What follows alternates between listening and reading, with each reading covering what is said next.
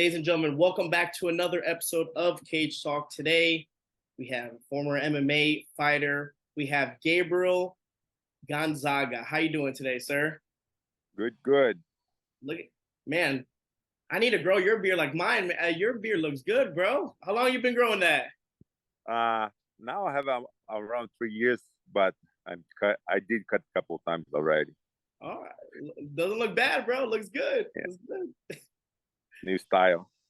I see that. Again, love watching you fight, man. As always, you always put on excellent shows. Again, great fighter, one of my favorite Brazilian fighters. How are you doing? How are you doing right now, man? You're in the woods. You working out? What are you doing, man? I'm camping right now, so Okay. having a little vacation time. But good to talk to you. I have a couple time here for free. So yeah, just having good time. I just opened couple schools in Massachusetts. Okay. So having a break right now. I'm a Brazilian jiu-jitsu instructor. I do teach MMA classes too, but Okay. more the beginners class, more for beginners. Learn how to throw some punch and things like that. Cool. Yeah. Cool, man. That's cool. So you're in Massachusetts. So do you do glamping or do you do like the real camping? Like on me, on the other hand, like I have to be in a cabin with AC. I can't do the outside. I can't do the outside stuff, bro. I tried it with my kids. It's hard. Actually, the first time I'm camping with tent, but at the same time I brought my own mattress. So I threw the real mattress inside the tent. So it's a little bit of glamping camping. Okay, so you got a little bit of mixture of both. Okay, you got the air mattress, but you still put in the tent. And No air, the real mattress. The real mattress. Oh, you got the real mattress.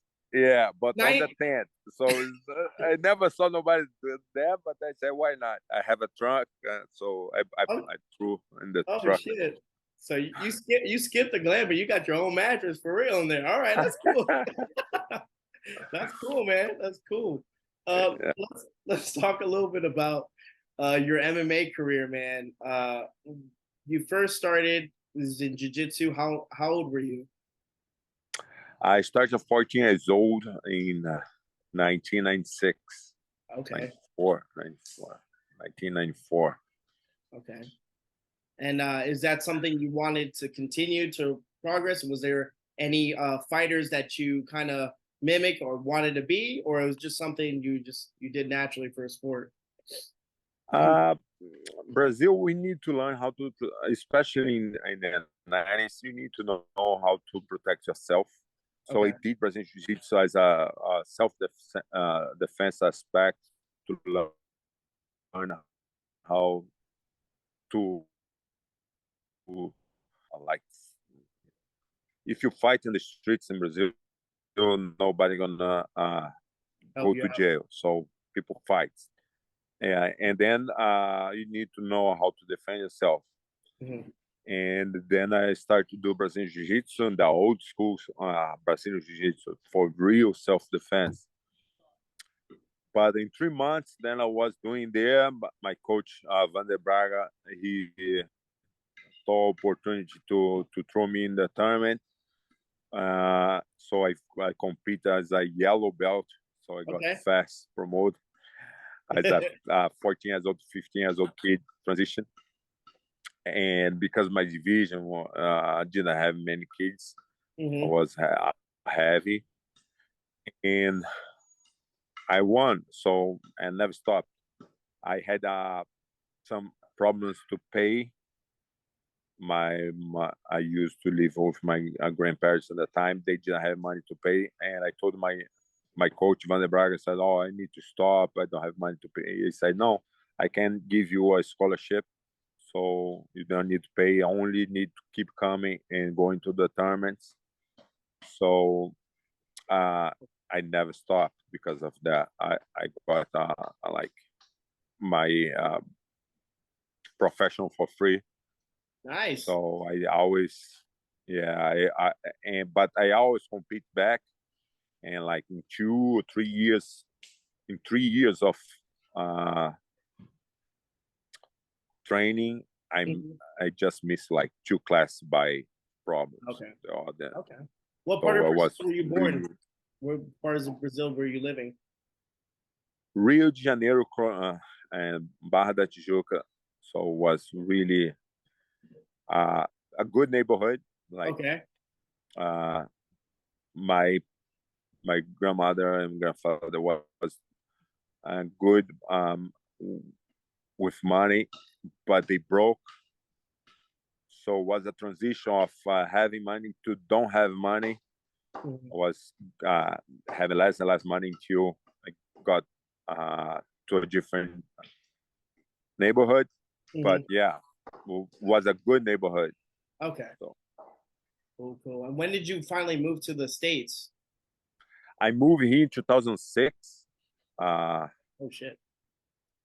for teaching Brazilian Jiu-Jitsu as well. I had a partner at that time that he invited me to come here to open a BJJ school.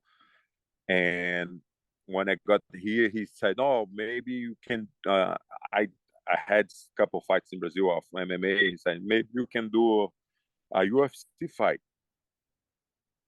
I said, "No, man, that don't give money. That's hard. You need training a lot, and they don't pay well at the time." Uh, I had like maybe 4 or 5 fights in Brazil Mm-hmm. for $500, like Oh wow. things like that. And he said, "Oh no, man! But at least if you fight once, we can advertise as a UFC fighter. So let's try it. Whatever. See if you make it, I do." Then he got me a contract. So then I started to fight. But my first fight was so bad because I was in a bad moment in my life. Mm-hmm. My ex-wife was pregnant of twins, and one of the kids wasn't supposed to survive because didn't have brain and things like. So we knew wouldn't be true, but the other ones was health. So was intense situation because we didn't know what to expect. Yeah. So my daughter is still born, really healthy, and she just have hearing problems, but she's really healthy Okay. and she's amazing.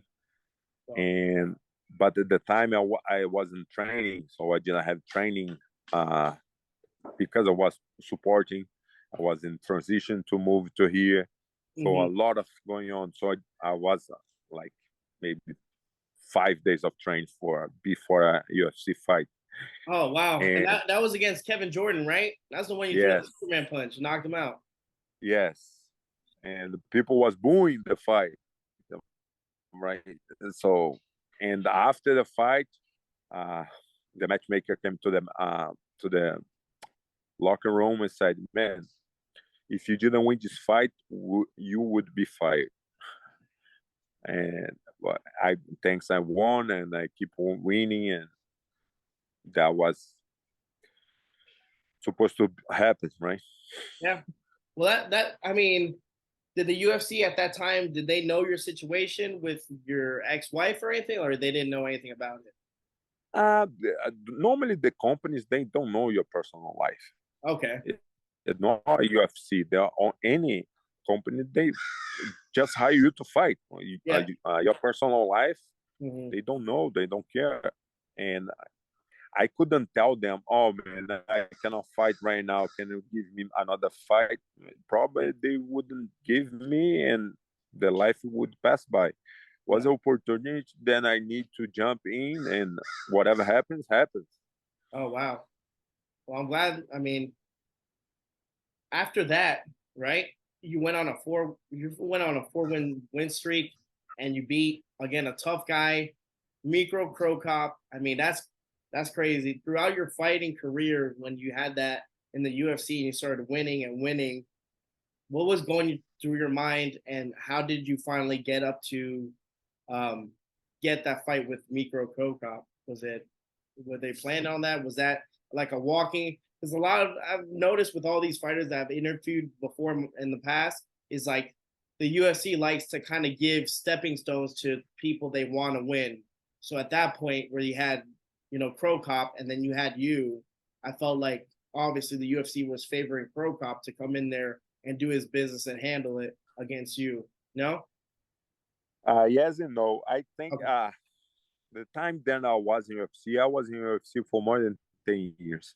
Mm-hmm. And the matchmaker, Joe, Joseph, he, yeah. he always trying to give you a good match. Okay. It's not to nobody favored, but it's a good match. So of course they believe on they had I was supposed to lose, but supposed to give a good match, Mm-hmm. right? And that's why you see all the time some oh man, this guy wasn't supposed to win, or this guy was supposed to lose, because they always put a good match, because surprise match.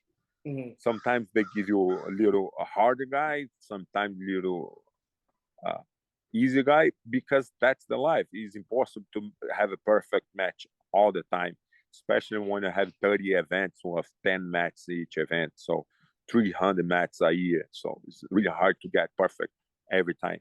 But when they are building a nice event, the main card is always they trying to put good match. Mm-hmm. So I do believe they thought I was going to lose, Mm-hmm. but It they was gonna be a knew good I match. have because my background of grappling, and Mhm. he had a background of stand up. That was I good. had I had some chance Mm-hmm. on the head, but they, of course, nobody was expecting a head kick, not even myself. I was I always training for any situation the match. Uh-huh. If you uh, go back and see my fights before the fight, I have throwing some high kicks. I like high kicks, Mm-hmm. but land perfectly is after Hard. that. I maybe I had two in my whole career, three head kicks that land in the right spot, Mm-hmm. because you need timing correctly, and your opponent need mistiming. Yeah. So my in the case of Krokop fight was because he wasn't expecting me to high kick. He he had his head high, and he dropped to block the ribs, because he was believing that I was going to kick the ribs. That was I think I also too you were throwing I think you threw a couple low kicks before setting up that high kick. I think that's what it was, no? yeah, I don't remember. yes, probably yes, but because I try to surprise even myself when I put a combo. I don't put a combo that I always do. So I'm never gonna, not never, but I'm trying to don't repeat the combo. Like Yeah. I don't do 1-2-1, 1-2-2, 3-2-1, Mhm. things like that. Because if you do always the same combo, it's easy to read to get countered. So I was just throwing a random punch, Mm. because one thing was hard to me in my career was be confident to throw a combo. I was more like 1 or 2 punch guy. Why weren't you confident about throwing a whole combination? Because the combination, you need to have a good Were you scared of time. getting caught with the combination? Yes, because when you throw a combination in the air Mm-hmm. is one thing. When you throw a combination on someone, they can be in the same time throwing something on you. Mm-hmm. So that's how I knock a lot of guys out, because they're coming and I was going the same time. That's how you get a really powerful knocks. So that's why I was hesitating to throw more than 2 punches. And my coach is always in my ear. You need let it go. You need let it go. And I know that's the right thing to do, to learn how to let it go, like 3 punches, but it's hard. It's not easy thing. Knowing what's going on. And because one time I didn't do that, I got knocked out by the Santos because of that. I just threw a combination and was kind of lazy one, and he countered and knocked me out. So that's why one of the reasons is hard to throw a combination. You need to be in the really good training. Put you down when you throw like 3 punches. Someone time you can put you down, and easier to counter as well. Gotcha. In my division, right? So when you do that in lower division, like 180, is not that much of knockout power. The power gonna be hard, but it's hard to be 100% knockout. My division, 1 punch change the whole game. Definitely. So when you landed, you threw the high kick, landed, he felt a. What was going through your mind when you threw that high kick and you saw Crow Cop just drop to the floor? So you went nuts, obviously. Yeah, the fight. I always really trying to focus on the time of the fight, the rules, what's going on to win the fight. Because my whole career I had a Brazilian Jiu-Jitsu tournament. So when I arrived in UFC, I had more than 10 years of competition as a Brazilian Jiu-Jitsu. So I was multiple times Brazilian champion, Brazilian Jiu-Jitsu. So I have background of competition to calm you down, try and play with the rules, understand what's going on, and listen to your coach, things like that. So that helped me to the fight. When I was on the fight, I was trying to win round by round. So the first round, I was completely dominating him. So I knew it was 30 seconds to the end, because when the guy brought us up, someone screamed to me the time. So I knew it was the end of the round. So my idea in the kick was, I'm gonna throw the hardest kick possible. He gonna block. I'm gonna harm his arm, and he gonna walk back. Then I'm gonna have like few seconds to finish the round. So the goal wasn't to land on his head; it was to land on him and harm him, even if block. Because a strong kick on your arm. I broke on the next fight. I broke Randy Couture's arm with a high kick as well, because he blocked. So he didn't block. He fall. I just followed through to the what's going on. I was walking back. I need to come back, running forward same time, and yeah, I wasn't thinking nothing. I was just reacting to the moment. Was that you looking back in the UFC, the time being in the UFC?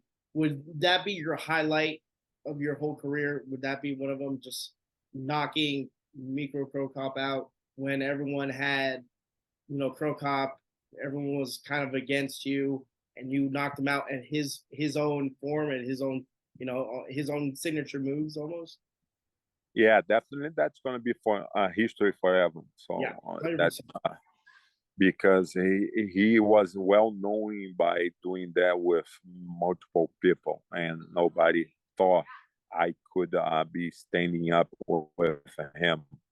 I was more trying to prove that I was well around. I knew his weakness is standing, not to knock him out, but to don't get punched. So I had the whole round.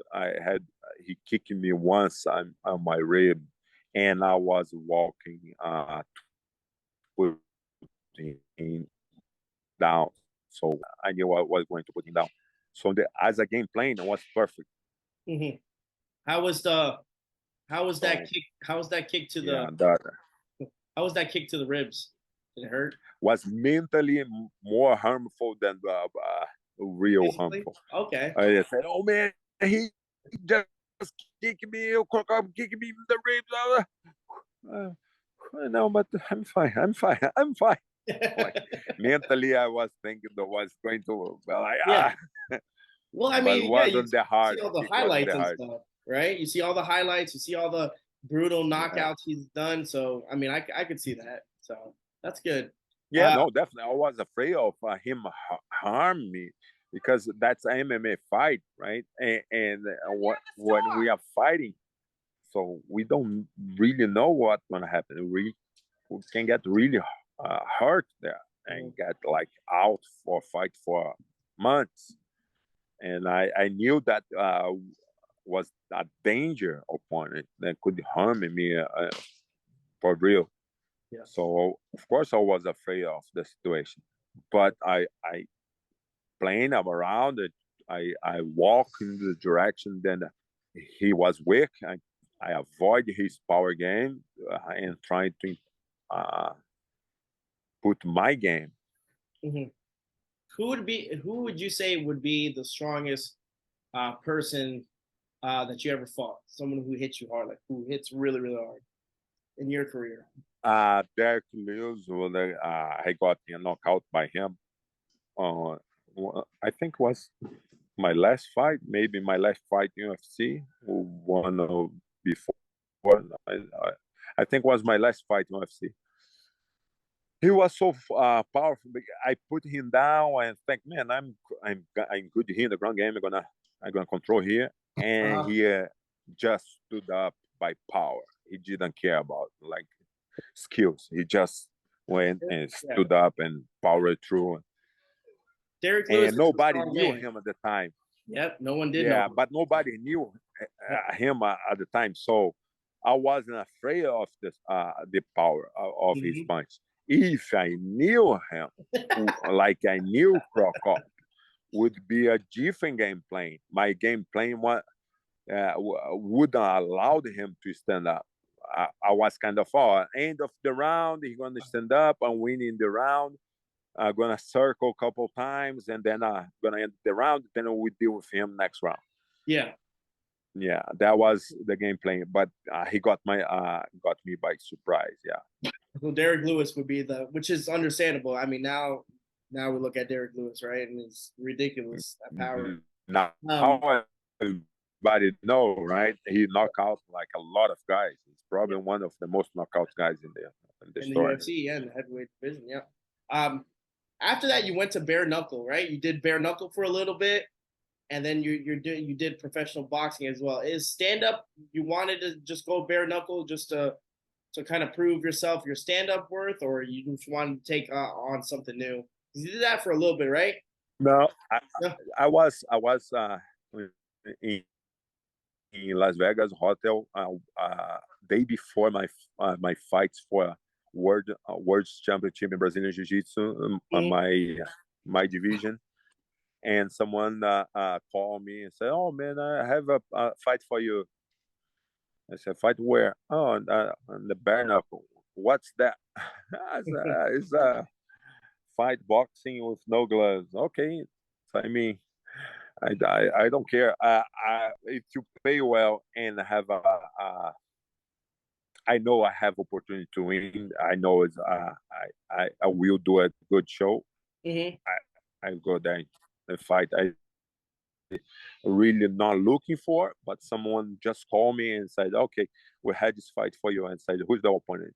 And so, Silva. Okay, that's fair enough. If it was someone, then like I knew that they wouldn't kill me. Probably I wouldn't sign, but I knew that I would make a good fight for him. So I did accept the fight. Yeah, How did you like that compared to? Did you like bare knuckle fighting or not really? Would you go back there or you want to do that? I think it's a mainly thing, right? is a thing that you need to know. That's not for everyone, but it's martial art. So it's a form of art, right? That's the main game of that sport. So I, I had my whole life want to get punched with the small gloves, so I know how to work. Hmm. And I did really train boxing for a long time with my coach Cebola in Brazil. Okay. He gave me a really big foundation. And after I came to America, I had Rocky Gonzalez, um, a coach boxing that helped me for the fight too.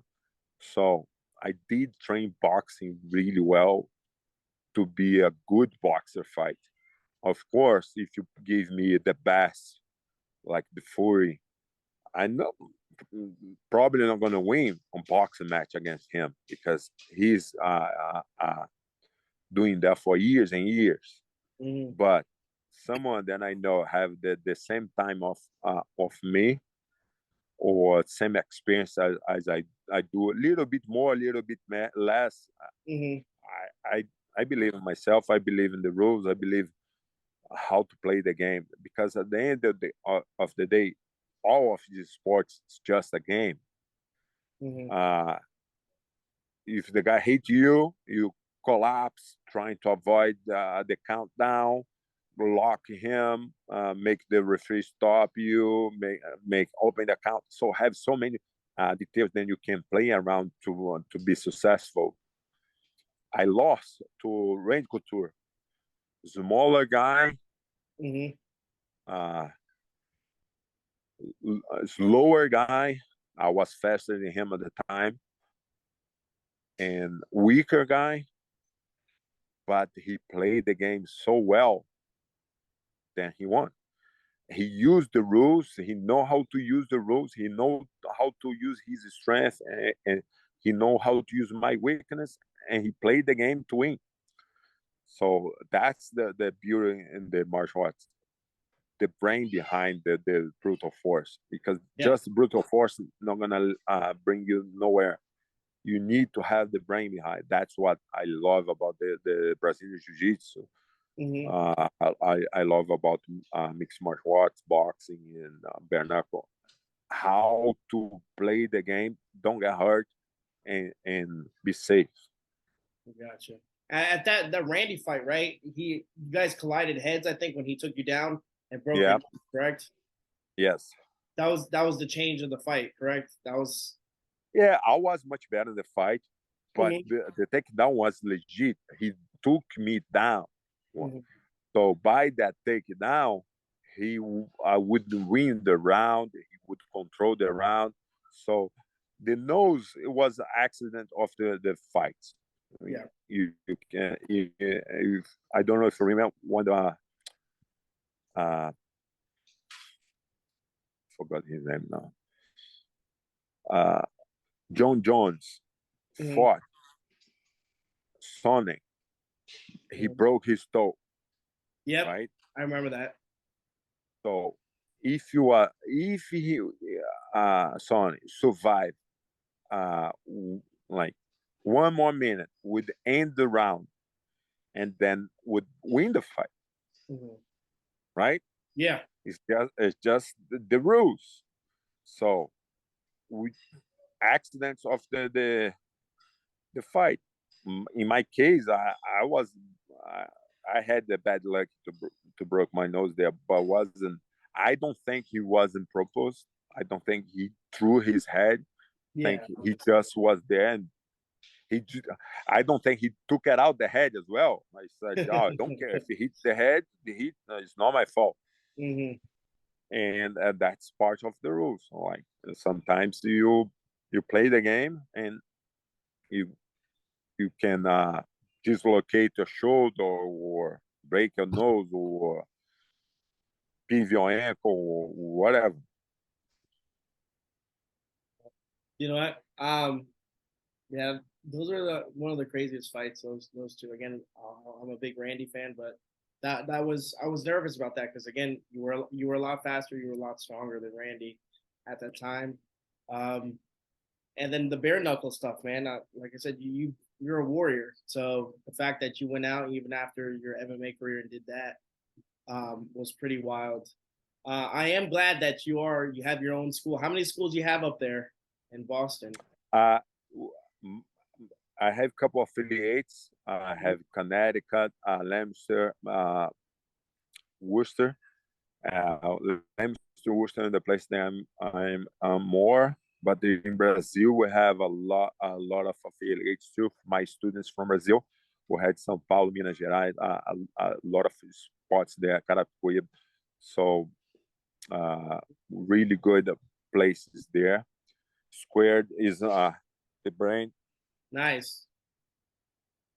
So I that's my love. Brazilian Jiu-Jitsu always my love. I fell on MMA because the destiny put me there, but my Brazilian Jiu-Jitsu is what I always love to do, teach, because it's a fun sport to play the game, don't get hurt, learn how to defend yourself, and it's a big puzzle game as well. Definitely. So I love that. And well, that's cool, man. yeah. I'm glad. Like I said, loved watching you fight inside the cage, outside the cage. I mean, you were a warrior. Nothing but respect for you. Again, watch all your fights. There's never been a boring Gabriel Gonzaga fight, and I love that you gave your blood, sweat, and tears to the sport. And I mean, there's fighters or fans that still appreciate you. I appreciate you, so it means a lot for you taking your time, even in the middle of the woods, to come out and talk a little bit about your career. And I appreciate it, man. Thank you very much, man. Thank you very much. I always did that for the fans, for people that really want to watch it. And of course, I like to get paid, but if you don't love what you do for a living, you shouldn't do. So I did at the time because I really love to give everything to the fans. But yeah, I mean, like I said, we thank you and I appreciate you. I'm glad that you're settled down now and you're teaching something you love and you're passionate about, man. And go have fun. Get that bed in that tent, man, and do some glamping, bro. All right, man. God bless, bro. You, man.